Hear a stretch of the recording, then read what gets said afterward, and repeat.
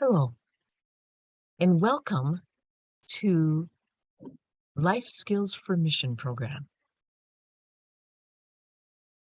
Our speaker today is Sister Nkechi Iwouha.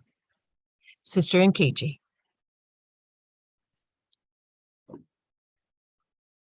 Thank you very much, Sister Michelle. As Sister Michelle said, my name is Nkechi Iwouha. I'm a member of the provincial leadership. The topic of my presentation is intercultural competence. In our increasingly connected and globalized world, intercultural competence is becoming more and more important. But to better enter into the conversation to develop the act of living interculturally, we have had a chance to explore the gift of interculturality that was presented by the first speaker in the first session.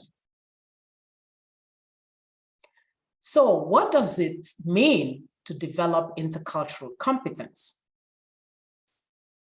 It is essentially the ability to communicate effectively across different cultures and to work and learn with people from different cultural backgrounds. There's no doubt that intercultural competence is an asset today, where connections around the world have become commonplace, and religious life today is talking about global sisterhood as new forms of religious living emerges. Every day, both at work and in our private lives, we interact with people from diverse countries, cultures, and in the case of those of us from Africa, Asia, and Latin America, we talk about tribes. And these people, as we know, have different values and belief systems than we do. This is where intercultural competence comes in useful and is a must skill to acquire in today's world for the growth of society and peace building, both for external and internal peace of mind.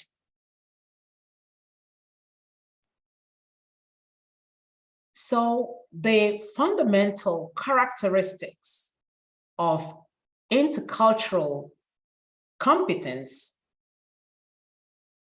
we could say they are knowledge, skills, and attitudes. Let's take a closer look.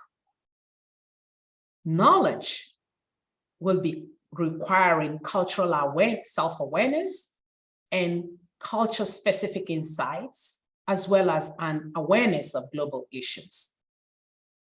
Skills cause the ability to see the world from another perspective and to listen patiently where required, while attitudes calls us to respect, share in some kind of a feeling of curiosity and openness towards other cultures. All these traits and abilities don't come naturally, and they can't be learned overnight. Rather, acquiring them can be a lifelong process. Intercultural competence requires ongoing commitment to learning about other cultures, values, and customs. People who are keen to learn and engage in the process will find that they will benefit from two types of outcomes: internal and external effects. By internal effects, the individual acquires the ability to be flexible and adopt an empathetic approach to people from other cultures or backgrounds, and they learn how to see things from different cultural perspectives and no longer just their own. The external effects are observable in the behavior and communication style of the person. We can regard them as clearly visible proof that the individual has acquired the necessary cultural competence and can also make a good leader. A good leader who is able to be a learner, a listener, with the knowledge that wherever he or she stands is a sacred, unique ground. And the person is able to remember what Liu Su, an ancient Chinese philosopher and writer, stated. You go to the people, learn from them, live with them, start with what they know, build with what they have, and learn. Of course, you enter into their lives in such a way that you can actually become the best of leaders. And so when the job is done, when the task is accomplished, the people will say, we have done it ourselves.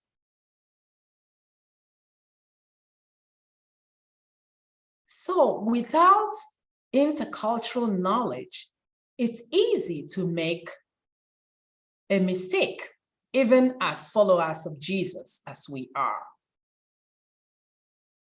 We can offend other persons and cultures without realizing it. Even unintentional insults can lead to strained relationships and a breakdown of not only communication, but stunted spiritual and economic awakening in the people we are sent to minister to, just because of disrespect and misunderstanding based on culture. So what are some examples of intercultural competence? A good example of intercultural competence is the different attitudes to politeness in different cultures. What is considered polite in one country can be seen as rude in another. An example is the respect of elders giving a helping hand when needed. This gesture can be perceived differently by sisters or people from other backgrounds, or even from the European descent, who may see it as not only you giving them an opportunity to use their skills as long as they can. And that is very important. They may well feel that they have, become a liability or what, but in fact, you are helping us saying something or being something because of your own cultural understanding. Another issue could be the respect of elders. Elders are, they speak first, they have the voice, but in other cultures may not be the same. They may see that the elder and the young person, they have a voice in all matters. And also you can look at the food and the dining way, in the way we dine, greatly from different country to country, it differs. Hospitality is another one. It is understood differently from different cultures. The people can visit anytime in other cultures, and there is food to eat. You don't have to call on the phone or call anybody to say, I'm coming. You just show up and there is food for you to eat. But in other cultures, you may have to call so that they know how many people are coming, they're all organized to, welcome the person. None of them is bad. It's just the different ways of looking at different cultures. And we must continue to respect that. So I wouldn't want this to be all theoretical. I would like to share from my experience and lived experience, what are the essential skills that are needed for an interculturally effective person? And I would add that some of these qualities, I believe, fits into the life of a spiritually mature and global citizen. And one of those skills will be adaptation. What do I mean by this? This means being able to live with, as you would say, with empty or full stomach without being assimilated into another culture, that you have nothing to share about your own culture. You are able to adapt, learn from the people as Liu Su advised us, as well as keeping your own as a way of sharing with that culture what you have to offer. Another is the attitude of modesty and respect. And for me, from my perspective of living interculturally, I would say, well, not all Nigerian ways of being and thinking is best. It's a different way. Understanding of the concept of culture. Culture is different and must be celebrated, not judged. The knowledge of the host country and culture. It's really making an effort to understand the host country, respect it, and share yours with respect. It becomes a mutual dance with one another. And relationship building is very important. I have my own flaws emanating from my cultural programming and not taking a defensive stance when it comes to exploring my culture and how some of them can come in the way of my relationships. Self-knowledge is critical as a skill.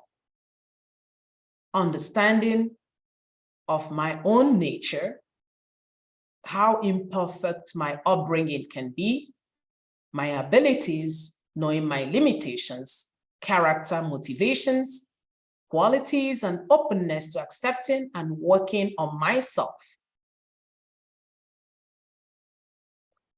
Intercultural communication is essential as a skill, celebrating ideas that promotes gospel values from each other's culture. And organizational skills, I would say, that understanding that all cultures meet at the intersection of organized thinking and being. And this can be a plus that excels in every culture.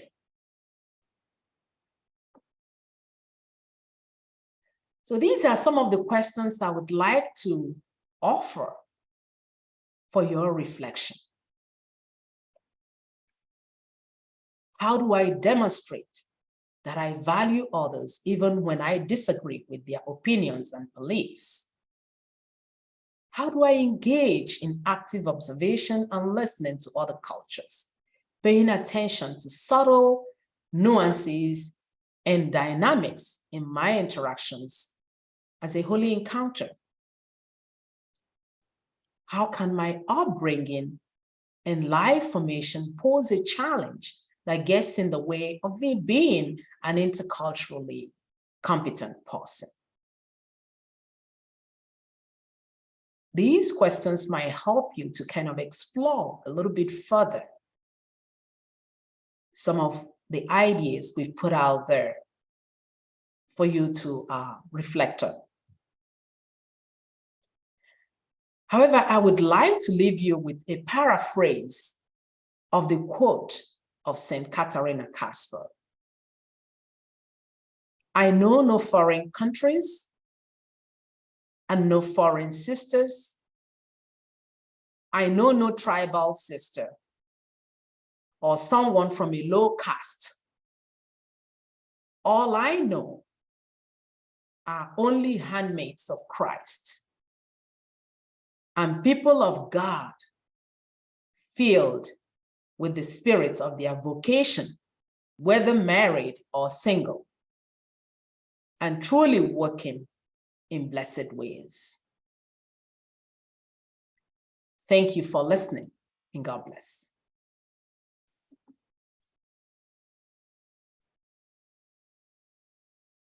Thank you, Sister Nkechi. You help us understand that the future of religious life, of global sisterhood, is going to be intercultural. And you helped us understand the competencies that we need to develop in our own life that can only be gained through reflection. Reflection on our own behaviors, on our own interactions, on our own attitudes. Thank you for this presentation. And we look forward to the next presentation on interculturality during this Life Skills for Mission program. From Sister Nkechi and from Sister Michelle, we thank you